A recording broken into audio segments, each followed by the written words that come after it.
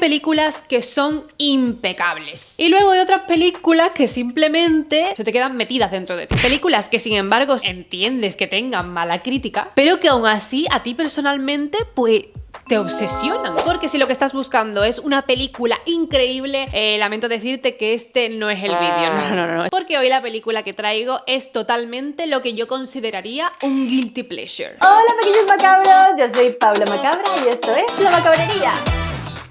Porque sí, esta sensación de la que estoy hablando me pasó precisamente con Miller's Girl. Así que si no conoces la película o la has visto y te has quedado un poco que no has entendido mucho, quédate porque hoy te cuento por qué esta película me resulta tan guilty pleasure y se ha convertido en una de mis películas favoritas de domingo cozzi, palomitas y chill. Así que vamos a ello. A ver, Miller's Girl. Sí, es una película que tiene problemas. Es una de esas pelis que, por desgracia, su narrativa se va desinflando en la segunda mitad de la película. Y sí, también hay muchísima gente que considera esta película como una película pretenciosa, pero también es una película llena de tensión, llena de miradas, de deseo contenido, de literatura usada como seducción. Y sobre todo, una cosa que a mí me encanta, es que es una película llena de atmósfera. Una atmósfera muy concreta además, y tan hipnótica que yo sinceramente, desde la primera vez que la vi, es que no puedo apartar la mirada de la televisión. Contexto. Miller's Girl es una película del año 2024, escrita y dirigida por Jade Haley Bartlett. Y esta además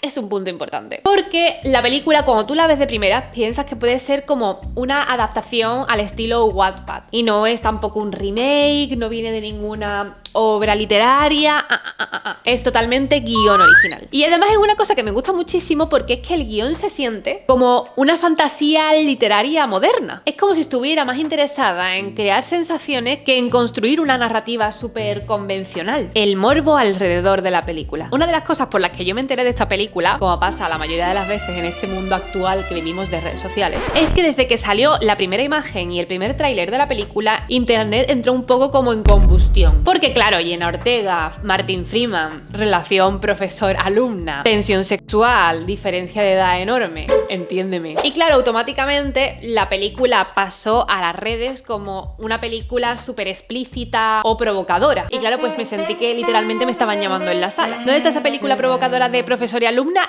Ahí voy a estar yo. Pero es que aquí viene lo curioso. La película realmente no viene de lo explícito. Para nada. Vive muchísimo más de conversaciones, las miradas, la tensión intelectual, la insinuación y el juego psicológico entre ambos personajes. Lo que está claro es que Miller's Girl es una película muchísimo más sensual que sexual. Y creo que esto sinceramente marca muchísimo la diferencia. Sinopsis. Y es que te voy a poner en contexto porque es que yo necesito que te obsesiones con esta película como lo estoy yo, porque en fin, me siento un poco para variar sola. La historia sigue a Cairo Sweet, Jenna Ortega, una estudiante brillante, solitaria y extremadamente inteligente. Una chica que prácticamente vive encerrada en sí misma, leyendo, escribiendo, observando a los demás y sintiéndose diferente constantemente. Y ahí entra el profesor Miller, Martin Freeman, un profesor de literatura frustrado, un escritor que parece haberse quedado atrapado en una vida mediocre. Y la película plantea algo bastante peligroso. ¿Qué ocurre cuando una persona que necesita desesperadamente ser vista encuentra a alguien que parece que por fin puede comprenderle? Porque la película lo que se centra básicamente es en el personaje de Cairo y el profesor Miller, relación entre alumna y profesor. Una alumna que ha oído hablar de las obras fallidas de su profesor, pero que sin embargo a ella le funcionan, y tal es así que utilizará las obras de su profesor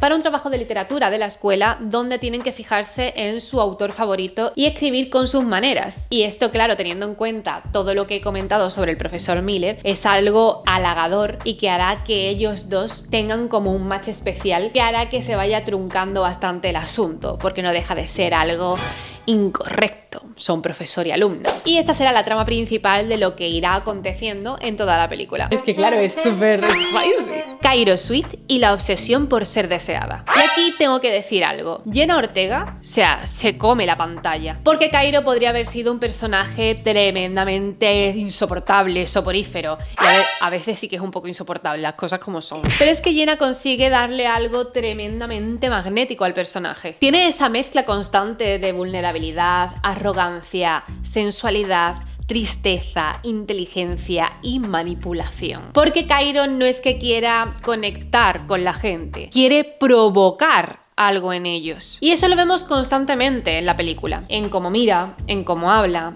en cómo mide cada frase. El profesor Miller. Y Martin Freeman en esta película está que se sale como casi siempre, porque es que es un actorazo, lo hace todo increíble, es un actor muy serio. Y a mí me sorprendió personalmente verlo en esta producción porque es como algo que no esperaría que hiciera alguien tan correcto como Martin Freeman. Y su trabajo es brillante porque hubiera sido súper fácil haber hecho este personaje como un poco más caricaturesco y sin embargo lo mantiene a la perfección, tomándose al personaje súper en serio. Porque me parece que el personaje que interpreta a Martin Freeman, el profesor Miller, tiene muchísimo trasfondo y la verdad es que es un personaje bastante interesante, porque es alguien que parece perdido, agotado, frustrado y profundamente confundido. Y creo que ahí está gran parte de la tensión de la película, porque no se siente como un romance habitual, convencional. Para nada.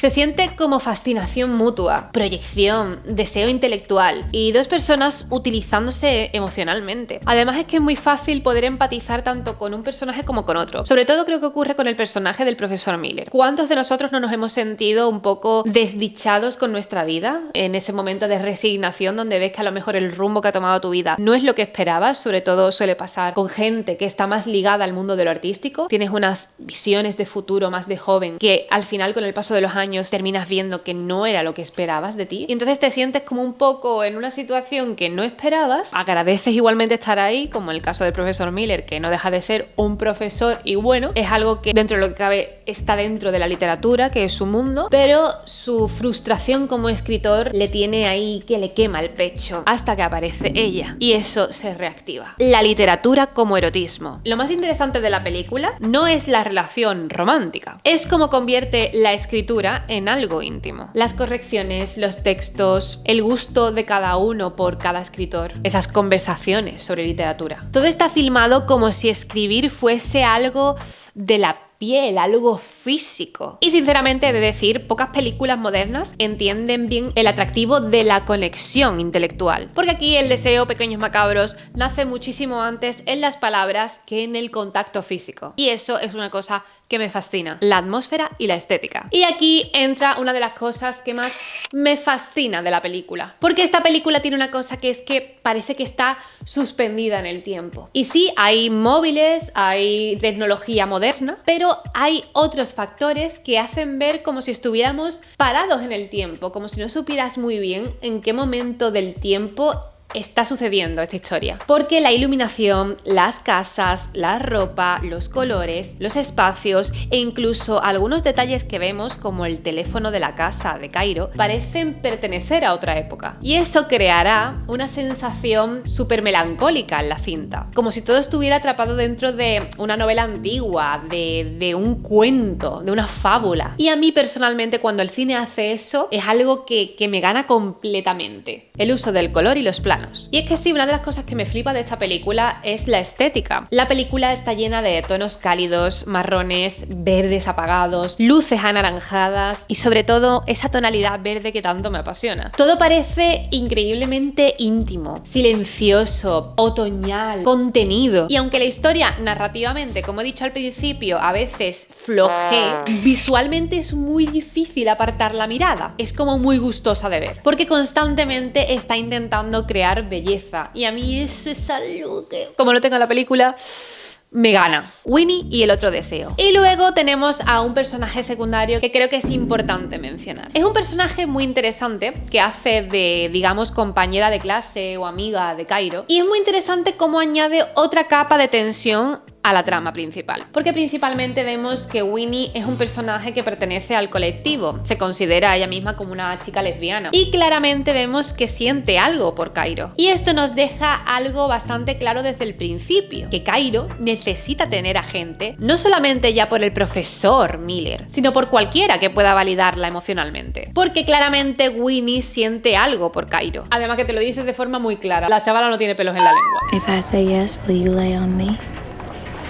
Pero Cairo, a pesar de que no le corresponde, juega constantemente con esa tensión. Ahora bien, a pesar de que yo diga que para mí es una película comfort movie, entiendo perfectamente por qué la gente no puede conectar con ella. Porque sí, la película empieza muchísimo mejor de cómo termina.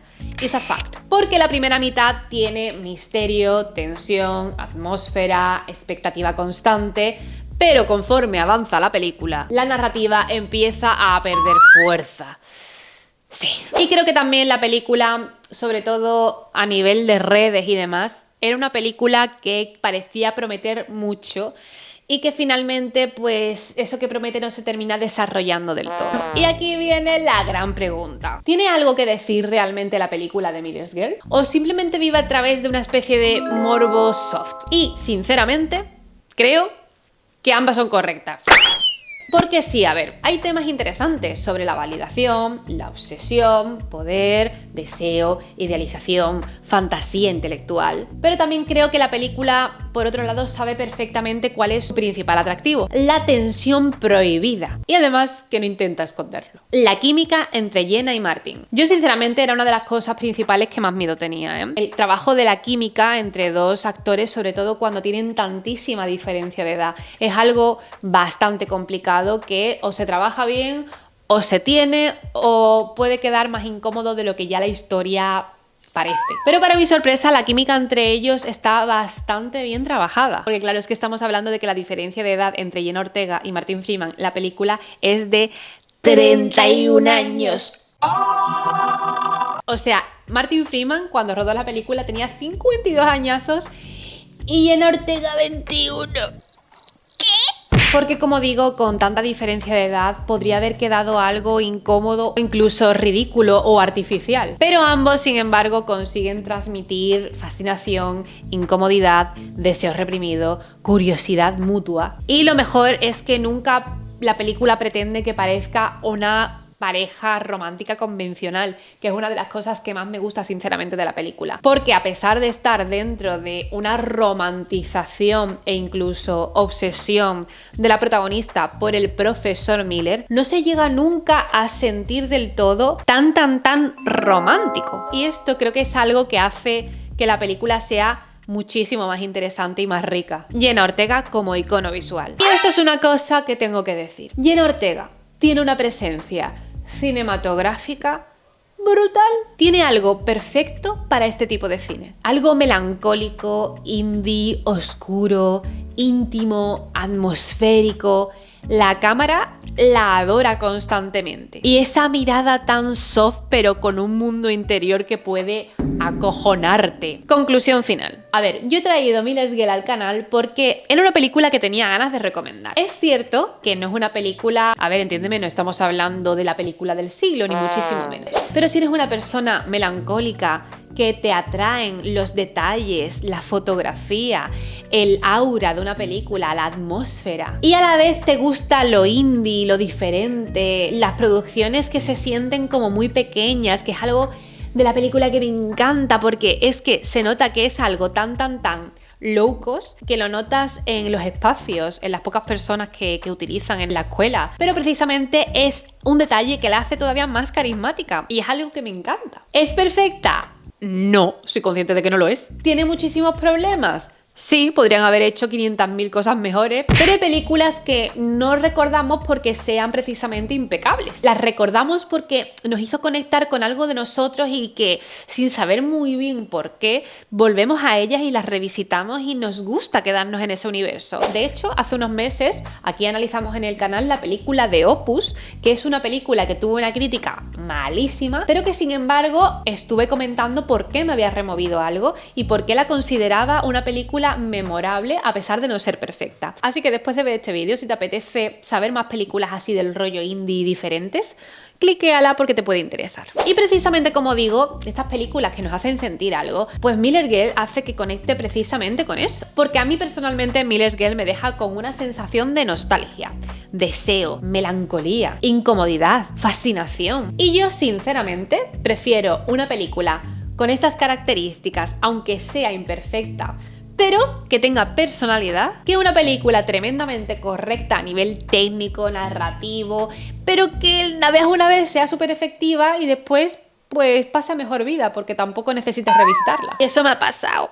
así de veces. Así que sí, pequeños macabros, para mí Miles Girl se ha convertido en una de esas películas confortables. Además me hace muchísima ilusión porque me cuesta mucho conectar con películas de la actualidad y tener una película de la actualidad confortable me parece un regalazo, porque mis comfort movies suelen ser más de los 80, los 90, principios de los 2000, pero tener una del 2024 made me so proud about this. Además, chicos, sí, yo sé que el público se quedó con ganas de más con esta película, se quedó con ganas de más chicha.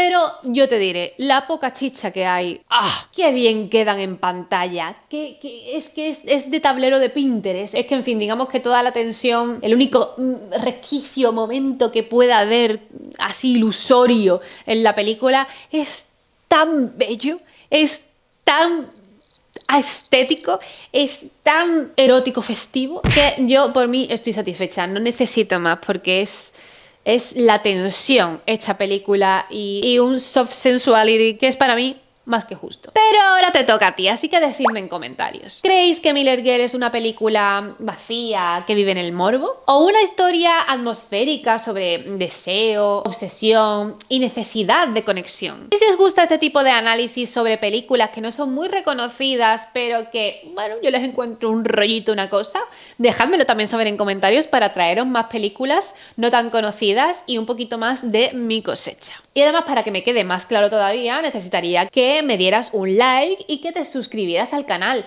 Es súper importante que lo hagas. O sea, es algo que, de verdad, como estés viendo este vídeo sin estar suscrito, es para matarte. Así que bueno, dicho todo esto, eso ha sido todo, pequeños macabros. Nos vemos muy pronto aquí en La Macabrería.